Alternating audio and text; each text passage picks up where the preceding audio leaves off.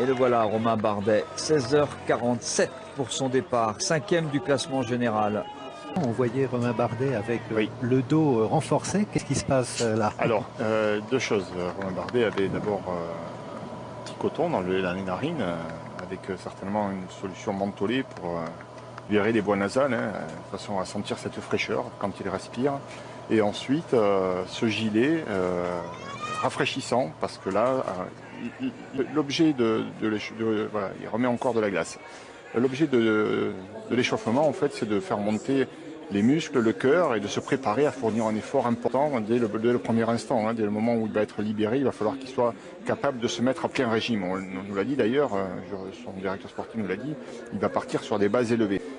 Mais on sait aussi que lorsque ça donne une séance de home trainer, en plus il fait chaud, l'ambiance est lourde, on se déshydrate également très rapidement, même si le contre-la-montre ne fait que 17 km.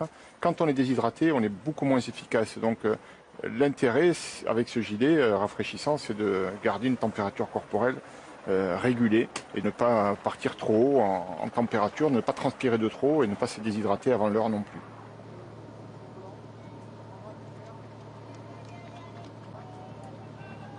Alors il y a beaucoup de coureurs qui utilisent, on a peu vu de coureurs s'échauffer sur les home trainers aujourd'hui, mais Romain Bardet n'a rien inventé, c'est quelque chose qui est déjà dans le peloton depuis longtemps. Cette méthode-là, et beaucoup de coureurs et d'équipes l'utilisent d'ailleurs.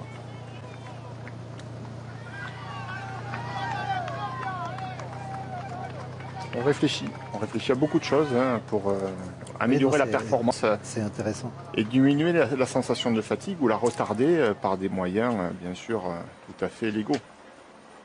Et la glace n'est pas très loin en plus. Oui, c'est pratique.